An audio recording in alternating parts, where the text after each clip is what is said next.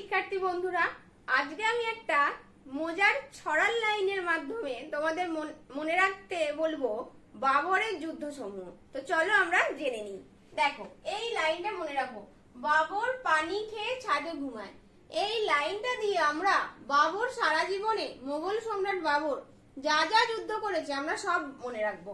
পানি দিয়ে মনে রাখো পানিপথের যুদ্ধ, তারপর খেয়ে দিয়ে মনে রাখো খানুয়ার যুদ্ধ, ছাদে দিয়ে মনে রাখো ছান্দেরির যুদ্ধ, ঘুমায় দিয়ে মনে রাখো ঘর ঘোরার যুদ্ধ, এবং সালগুলো পরপর বসিয়ে দাও।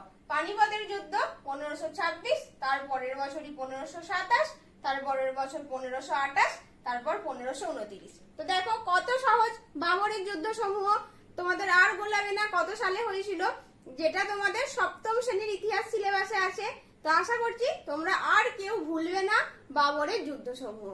তো আমার এই ট্রিক্স গুলো কেমন লাগলো অবশ্যই কমেন্টে জানিও, এবং আমার ভিডিওটি ভালো লাগলে একটা লাইক করে দিও।